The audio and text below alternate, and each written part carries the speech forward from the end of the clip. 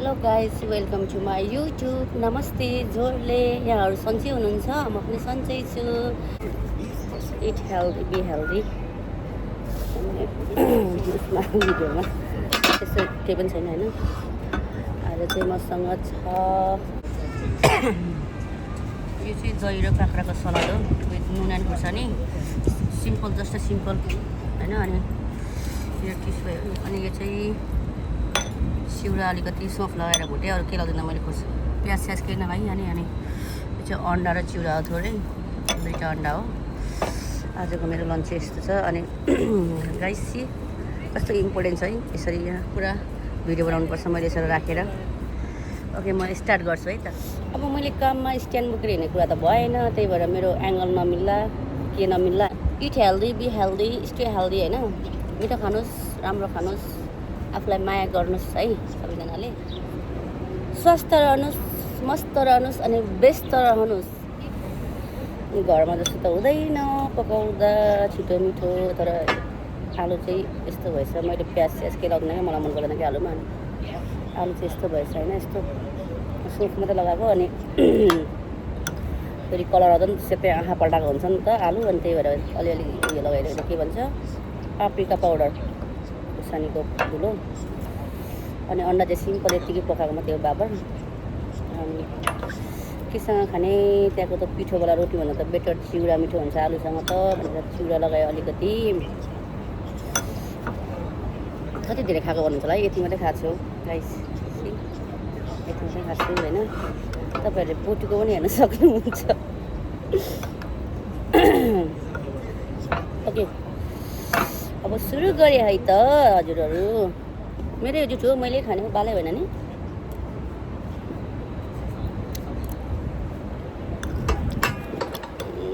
Salad चाहिँ मनै बिर्सेछु क्या मैले, अन्त फेरि खाउँदिनँ नि त त्यही भएर। यो चाहिँ चिउरालाई पचाओस् भनेर मैले काँक्रा र दही लिएर आएको। यत्रो त खानु त अब भुँडी फुट्छ होला, त्यति छ। ल हेर्नुहोस् है त यस्तो छ ब्लक।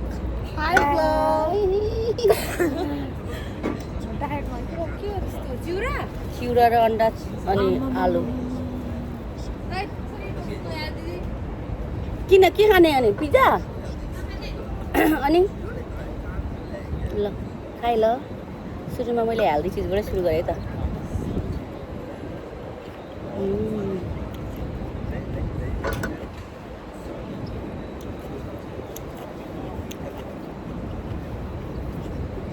मलाई उता घरमा त काँक्राको अचार बनायो, अनि त्यसमा दही लगाएको हुन्छ नि, मसला ससला लगाएर छोप लगाएर दामी लाग्छ। तर यो काँक्रा मिठो राम्रो छ, त्यति छ।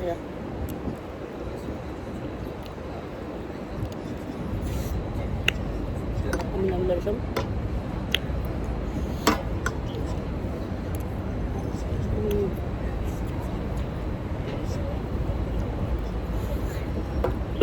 अब हामीले भ्लग कहाँ गएर बनाउने? हप्तामा 6 दिन काम हुन्छ, 1 दिन गलेको हुन्छ, घरमै सुतेर बस्दै ठिक हुन्छ।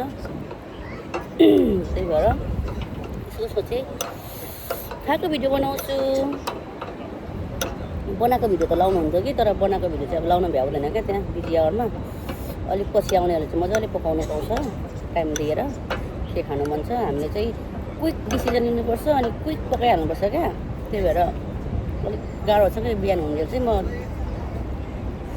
ल चिउरा आलु अन्डा खाइ ल।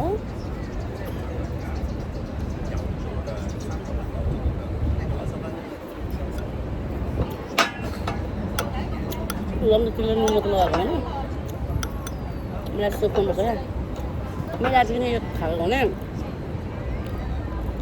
के खाने आलु खाने आलु भुटा भन्दा हुन्थ्यो दिले। अनि मैले चाहिँ हाम्रो घरमा पहिले काम गर्ने मिस्त्रीहरू हुन्छ नि, घरको त्यो पलङहरू बनाउने हो, त्यो मिस्त्रीहरूलाई घरमा आलुको भुजुरी बनाएर त्यसमा सोप लगाएको थियो क्या। तर यहाँको त यस्तो स्मेलहरू आउँदैन क्या सोपको। नेपालको त कस्तो मक्खी हुन्छ नि त, खाउँ खाउँ लाग्दो। अनि सोप लगाएर खान्छु भनेर अनि आलु भुटेँ, तर कस्तो सगी भयो क्या यहाँको आलु चाहिँ। यहाँ चाहिँ एक त आलु पनि नराम्रो हो, अनि त्यही माथि काममा त प्यान नमिलेर हो, घरको जस्तो त हुँदैन। त्यही भएर अनि अन्डा चाहिँ साइडमा, त्यही भएर यो खाएँ।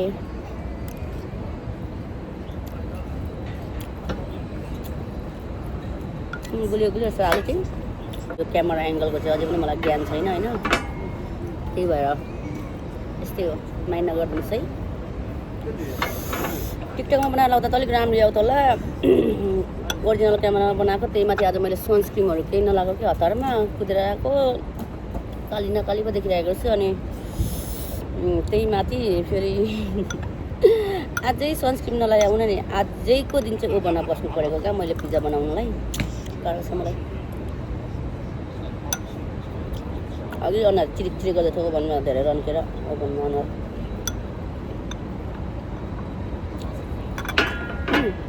अनि एउटा कुरा म छिटो खानु सक्दिनँ खासमा।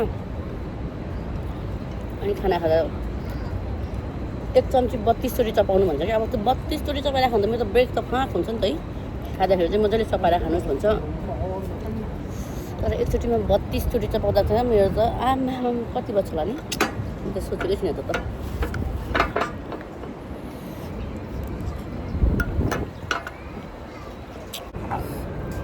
गाई चाहिँ हिजो बहिनीले बनाएर यहाँ बट्टामा राखेको थिएँ। अनि दिदीहरूलाई यति आधी छोडिदिएर हामीले चाहिँ यति लिएर आएको थियौँ। अनि सबै खानुहोस्, अनि बट्टा चाहिँ धुनेमा लगाइदिनु। म त्यसमा जिराको पाउडर राखेर काममा राख्छु, जिराको पाउडरहरू भनेको थिएँ। दिदीहरूले त छोड्नु भएछ क्या यही। आज चाहिँ यो धुनुपर्ने छ, किनभने यसमा मैले जिरा धनियाँको पाउडरहरू लिएर राख्छु सौँफको, बिहान बिहान खानुलाई। म प्रायः बिहान मर्निङमा भएको भएर घरमा खानु भ्याउँदिनँ, उठ्ने बित्तिकै टाप दिइहाल्ने हो। अनि त्यही भएर त्यो डब्बा फुट्छ क्या सानो। यसै खासमा मैले अस्ति अचार किनेको थिएँ चिकनको, अनि त्यही अचार चिकनको अचारको डब्बा हो क्या। अनि त्यही भएर ल्याएको थिएँ मैले मसला लाएर अस्ति अचार बनाउने बेलामा।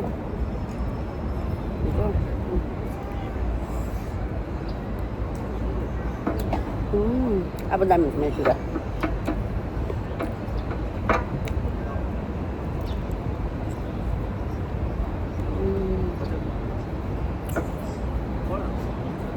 अघि मैले क्यामेरा यसमा चाहिँ यो डब्बाको माथि ल्याएको थिएँ क्या मोबाइल,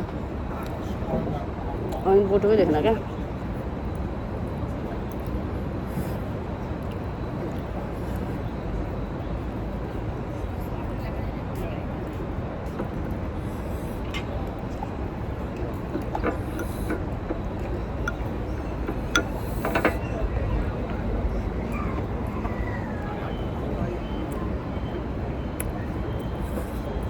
गाइस मैले जिन्दगीमा त्यही काम गर्न नसके पनि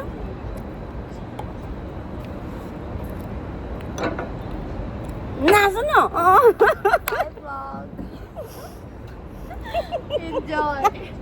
मलाई लाज लाग्छ क्या गाइस। मैले जिन्दगीमा केही गर्न सकिनँ। सपोज कमाएर खान सकिनँ भने पनि मेरो खुट्टा 3 चोटि फ्र्याक्चर भयो नि त। एउटै खुट्टा, सेम लेफ्ट खुट्टै हो क्या। विदिन 3 इयर्समा 3 चोटि एउटै खुट्टा गएको। अनि लिगामेन्ट टियर, फ्र्याक्चर, अनि मर्केको एङ्कल पनि गएको क्या, मर्केको थियो। अझै पनि स्टिल पनि दुख्छ। म अझै पनि एङ्कल त सपोर्टर बाँधेरै काम गरिरहेको छु। यदि मैले भोलि गएर यसरी नै काम गरेर खान सकिनँ भने पनि, हिजो साथीहरूले भने यहाँ काममा, यहाँ काम गर्ने सृजना साथीले भने, अनि अर्को कला दिदीले भन्नुभयो मैले यो अचार बनाएर अनि चटपटी पनि मिठो बनाउँछ, चटपटी बेचेर पनि तिमी भोकै चाहिँ बस्दैनौ भन्नुभयो भन्दै हुनु त क्या हिजो। अनि त्यो एउटा छ नि टिकटक एउटा भिडियो आउँछ नि, म बुढा त म आलुचा पोलेर पनि पालिदिन्छु भन्छ नि, म चटपटी बनाएर पनि बुढा पालिदिन्छु।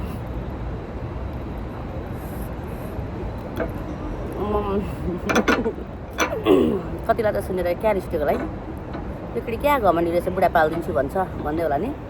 अफकोर्स म सक्छु नि, तर मलाई चाहिँ हस्बेन्ड वाइफ सँगै टुगेदर कमाउने, सँगै कमाउने, टाइममै कमाउने अनि टाइममै रमाउने, बुढाको मात्रै कमाइ खानुपर्छ भन्ने छैन। इभन अहिलेको यो यो यो टाइममा त झन् छोरी मान्छे, हरेक छोरी मान्छे इन्डिपेन्डेन्ट हुनुपर्छ क्या, आफै कमाउनु सक्नुपर्छ कि, ताकि आफूलाई मन लागेको खानेकुराहरू, लुगाहरू, कति कुराहरू हुन्छ नि, आफ्नो मन खुसी गर्न सकोस् क्या, आफ्नो मन लागेको चाहिँ आफूले पुरै गर्न सकोस् क्या। नत्र त आफूले कमाएन भने बुढाको अन्डरमा बस्नुपर्छ, बुढालाई सोध्नुपर्छ, बुढाले नाइ भनेपछि आफ्नो इच्छा मार्नुपर्छ, सासू ससुरा सबैको भनेर सुनेर बस्नुपर्छ नि त। अनि हतपत अहिले घर सुनेर बस्ने खालको हुँदैन पहिले जस्तो। अनि त्यो नभएपछि चाहिँ अन्डरस्ट्यान्डिङ अलिक कम हुन्छ। त्यही भएर साथी छोरी मान्छे भएपछि कमाउनु चाहिँ पर्छ होइन दिदी?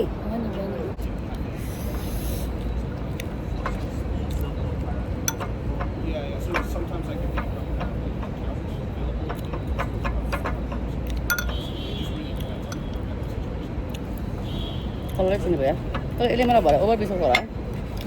शनिको धुलो बाहेक केही छैन, अचारमा पनि सब्जीमा पनि अनि यहाँ पनि चिली फ्लेक्स बाहेक केही छैन।